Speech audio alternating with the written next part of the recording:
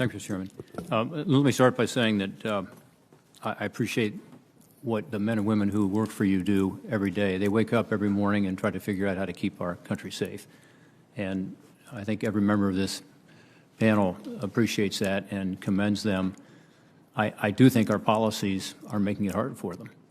And that's what this is really about today is what can we change policy-wise to reduce rather than enhance the threats to our homeland. As I said earlier, I think it's extraordinary that over these 20 years we haven't had a major mass casualty foreign terrorist event. We certainly had our share of attacks, but not the kind we saw on 9/11, and that's a tribute to them. But our policies worry me. And I'd like to dig a little deeper on a couple of them quickly. I appreciate what you said on the social media, Director Wray, and certainly in the cybersecurity. We look forward to working with you, Mr. Secretary, as you know, on that legislation to ensure we have incident reporting and we get our handle on the increasing cyber threat and the ransomware. But on these two issues we've already talked about today, one is the Afghan evacuees and the potential problems we may have if we don't have a system in place, a policy in place that makes the people, again, who work for you and others able to do their job. I'm concerned about it. And second is with regard to immigration. Getting back to what has been said about those individuals who were evacuated in this hasty and chaotic process, we left people behind. We all know that. We left American citizens behind, but mostly we left behind people who had helped us. But we also had people get on these flights to leave who, as far as we know at this point, had no connection to us in the sense of helping us or helping our allies. And Secretary Mayorkas, your information is probably different than mine based on what you have said today. We have pushed and pushed, as you know, and as I said, I'm very frustrated we can't get a classified briefing maybe to dig in the bottom of this, but we don't really need, in my view, a classified briefing. We just need to know who these folks are.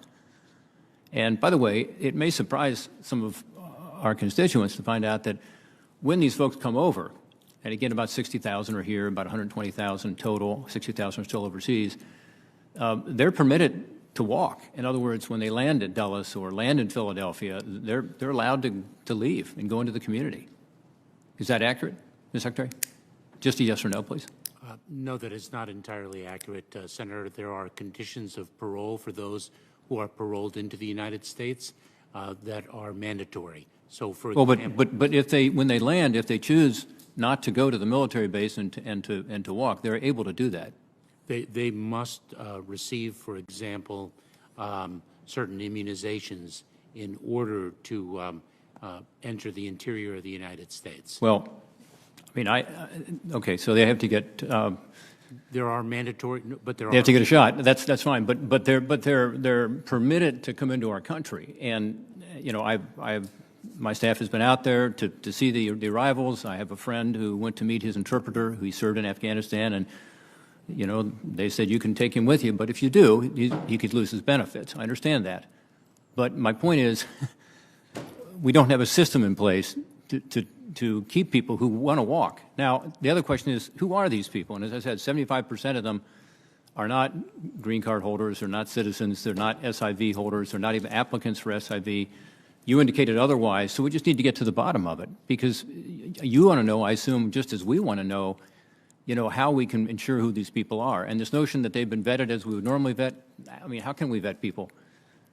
Are you going to call the Taliban government and say, you know, is this information about this criminal record accurate? Of course we can't. Normally we would be able to contact the government. Of course we didn't have an embassy because we had evacuated it. So we didn't go through the normal screening. To Director Abbott said your answer earlier, we didn't go through the normal screening process that you would for someone applying for a visa. You couldn't because we didn't have the visa officials in the foreign office there to do it. So I'm just going to leave that out there because, I mean, I have lots of more questions on it, and I could push on what we've heard. But let me just say, yesterday when the State Department was pushed on this and we were asked how many of those parolees applied for SIV or were family members of former employees, the State Department said, quote, none of us really know, end quote. If that's the answer, fine. But if the answer is, as you said today, Mr. Secretary, you know, they're all accounted for and we know who they are, we'd certainly like to know that. With regard to immigration, this obviously is a huge crisis right now on the border again, over 200,000 people last month. And let me just hold up these couple of charts because they're interesting, I think, for a number of reasons. One is with regard to encounters at the border. We've seen this chart. Senator Johnson's got a much more colorful, interesting chart. But this is where we are, and I've condensed it a little bit just to start, you know, in the 2018 time period. This is when President Biden is inaugurated. We see this big increase. So we all know about that. And this is why policies, again, are making the job much harder for the people who you work with to be able to keep an orderly and legal process at the border. This is obviously a crisis. But here's the second one. Maybe keep them together as you can. Hold this one up, too. This is the people who are coming to our border from outside of Mexico or El Salvador, Guatemala, Honduras, so-called Northern Triangle. Look at that. That increase is much more dramatic.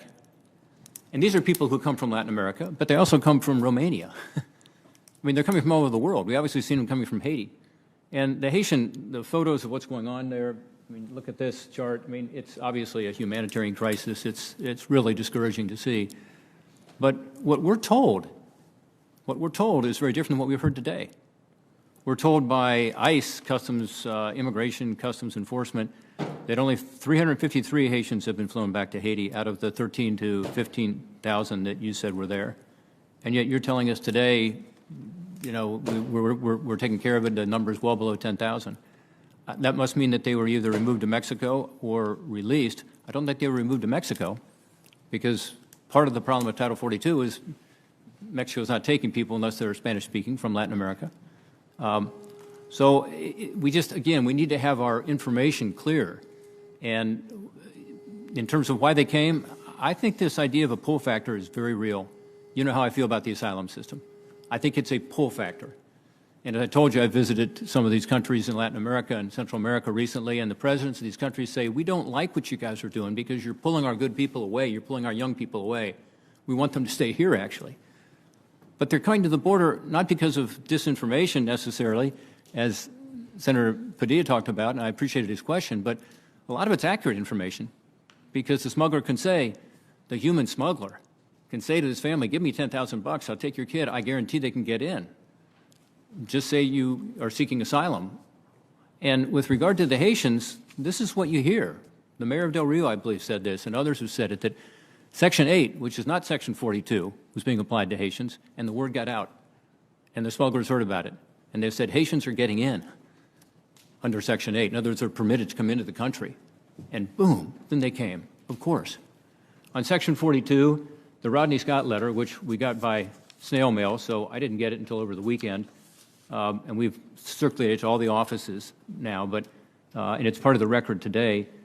He says in October 2020, he was told that 91% of total encounters were processed under Title 42 and expelled. People were expelled on an average of 90 minutes. He said, a report I received in August 2021 indicated that nearly 53% were granted exemptions from Title 42, with the majority ultimately being released into the United States. So I understand what you're saying about recidivism, that some of these are people who have been stopped more than once, and that's why the numbers are higher. But if it's because of Title 42, then it would have been much more true under the previous administration than this administration, because we've gone from, if these numbers are right, 91% were processed under Title 42 and expelled in 90 minutes, and 53% now are being granted exemptions, at least as of August. So, you know, Title 42 may be short-lived for reasons that are beyond our control in the judicial branch. I understand that. But then we need an alternative.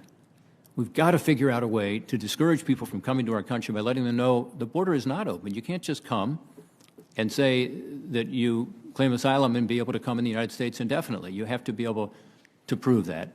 And as you know, Mr. Secretary, it's something you and I have talked about a lot, and I think until we do that and get to that point, those Haitians who were told, hey, we're applying Title 8, which means you can come into the country rather than 42, are going to keep coming.